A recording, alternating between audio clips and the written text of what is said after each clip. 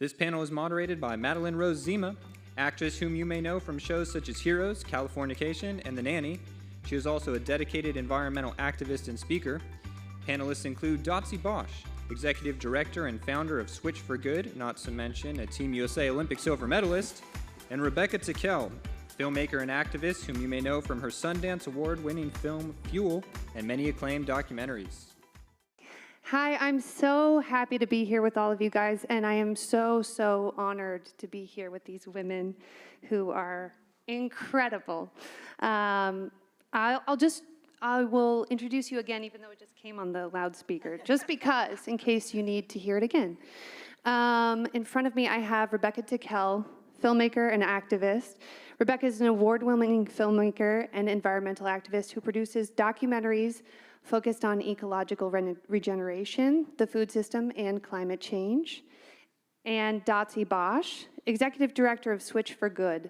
Dotsie is an Olympic silver medalist, activist, speaker, and the founder of the nonprofit Switch for Good, a health and performance-focused organization that encourages us all to live better, do more, dairy-free. And the first question is for Dotsie. Okay, hi Dotsie.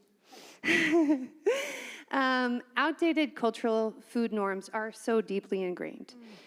So how can advocates shift public perception to more plant-forward diets without feeling like they're making a sacrifice?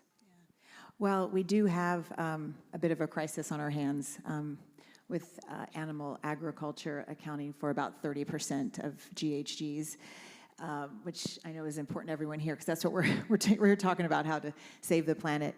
It's also the leading cause of biodiversity loss and ocean acidification, deforestation, the list continues. So what do we do? And how do we make a change? And the way that I look at it is I like to see it as an opportunity. For sure, right? Because it can get really dark and depressing. I mean, the last panel that was, they're thinking of solutions, but it's after all of those fires that took place because our planet is heating up. So I like to view what we do about our food system as an opportunity, and I chose to switch over to a plant-based diet, eat only plants before I won my Olympic medal, and a lot of people said it wasn't going to be possible and that I was going to wither away into nothing. But I got stronger. I put on 11 pounds of muscle in just under 2 years, and I never felt better. So I think, to answer your question, that we have to shift how we're thinking. We definitely have to shift how we're thinking about our food system, but we need to shift how we think about food on our plates, because I see it as it's this extraordinary opportunity 3 times a day, or if you're an Olympic athlete, 5 times a day, to change what's on your plate to help to save the planet. That's beautiful. And for Rebecca, sorry, the questions got switched around, so I have to go back and forth. You recently released Groundswell, which I watched last night, and it was beautiful. It's a documentary that's really hopeful about regenerative farming, so it's very solution-based, and it just a lot of climate change stuff can make us feel a little bit hopeless. But there are people like Rebecca and thousands, millions now of farmers around the world who are embracing this new way of farming that can actually heal the ground. Anyway, blah, blah, blah. Obviously, I watched it last night, so it's fresh on the mind. You've been so vocal about healing the healing power of connecting with nature and living intuitively off the land. How can everyday Angelinos take part in the same kind of lifestyle?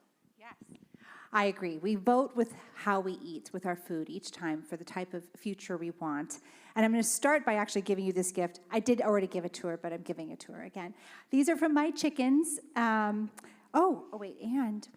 This is actually a peacock egg. So Butterfly, my peacock that I hatched, that's her first egg, actually. I've been giving them all away. And then all of these the hens all had names. They were all like 2nd and 3rd generation chickens. I'm like the crazy chicken lady. Yay! And I think we just ran out of eggs, so this is really a big deal. And those are really have a high nutrient density. Those chickens forage or scratching and pecking, and you can tell by the flavor and the color of the food. And that's something that we can all do, is we can notice our food, and we can pay attention to the soil that our food is grown in. We can pay attention to the welfare of how that food was grown, of the people growing the food, the animals in that system. I think that's such a beautiful thing about regenerative agriculture. I used to be a vegan activist, actually, and now I'm a regenitarian, but it's something that I think that everyone can agree on, which is that animals need to be treated in a humane way, and we need to be eating far less animals to be regenerative and sustainable on the planet. And so I often don't tell people what to eat. I just share my diet is a regenitarian diet, and I went from being a vegan after working with my indigenous Lakota friends and Diné friends and Chumash friends, and I started eating animals again, but making sure that I knew the source of where the animals were coming from, and that they were improving the health of the soil, and that they had a good life. But I think also covering the practices of regenerative agriculture are so incredible. They work everywhere. They work where I live in Ojai, they work here in Los Angeles, and they work all around the world, and that's what my new movie Groundswell is all about. It was a global journey that I took around the world after I made a film called Kiss the Ground that helped introduce regenerative agriculture to the mainstream back in 2020. I invite you all to watch Kiss the Ground and Common Ground and Groundswell. But ultimately, the practices of regenerative agriculture can work here in Los Angeles too. And they're very simple. It's keep mama covered. Let's not have a cement city. When you have a cement dome, it creates a heat dome inside of a cement city. And when you have a lack of trees, it's going to be 20 to 45 degrees hotter than if you have a city that has a tree canopy and you have healthy living soil, and then you put those practices into place. So we need trees, we need living soil, living roots in the soil. We need to be able to have animal corridors, animals passing through the way that they would before we came and interfered with everybody. We have to create food forests in cities, which people are starting to do all around the world. LA can be a food forest. We can be growing food in the medians. We can be feeding people instead of growing lawns. But we have to get rid of dry we need to have life so that we can have transpiration.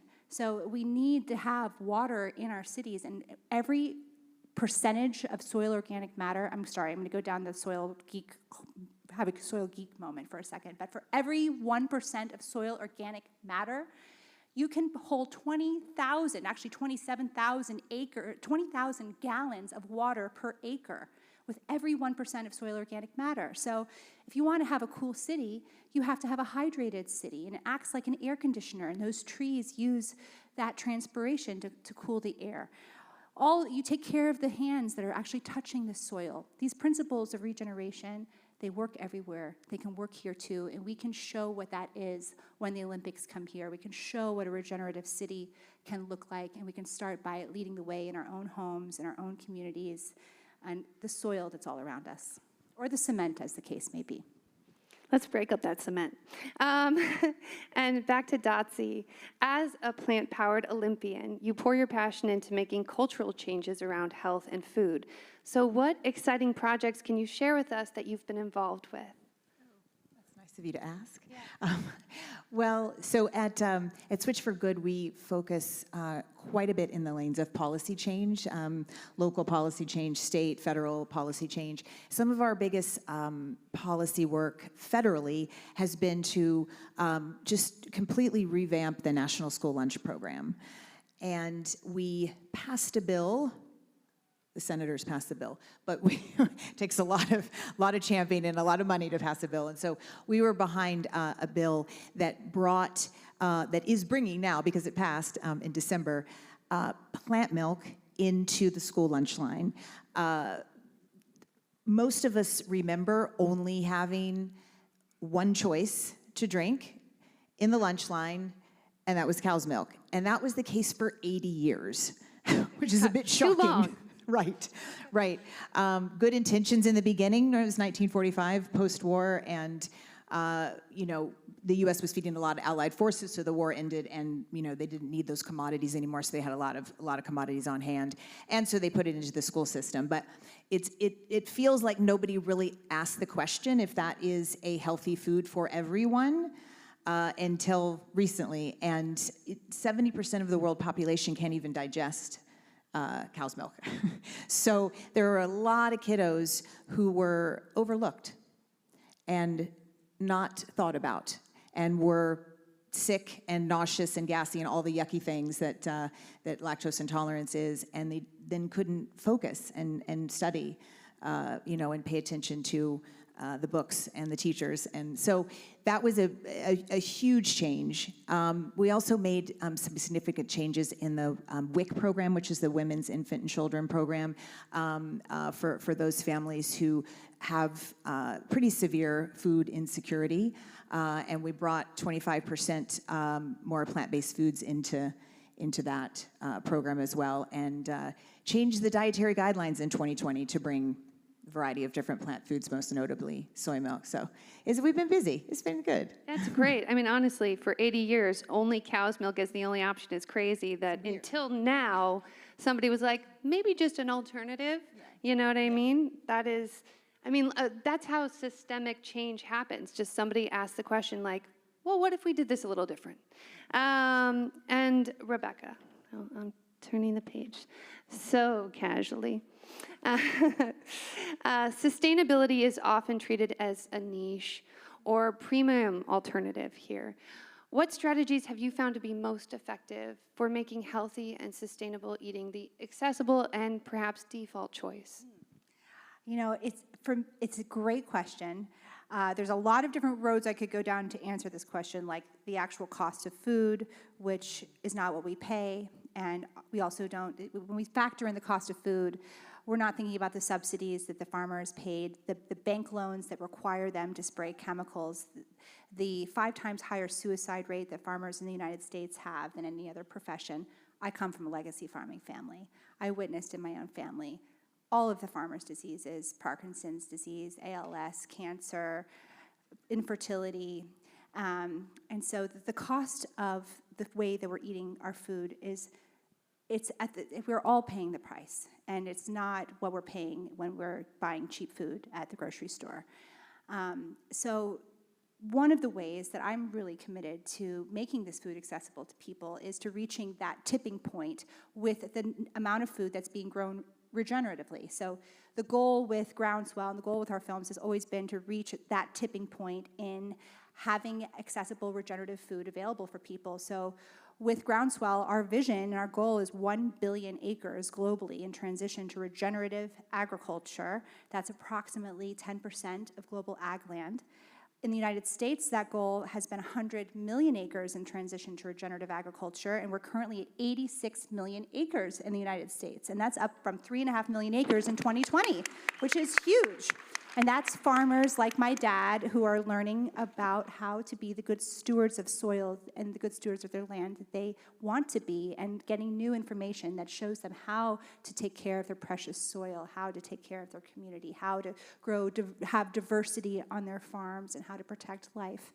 And so I think that if we can reach 1 billion acres globally, that is going to open up the market for everyone to be able to have access. Whereas right now, people are having to pay more when you want to have regenerative organic food, if you really want to get the gold standard of that nutrient-dense food and the way that that food is being grown and the way that that soil is sequestering carbon.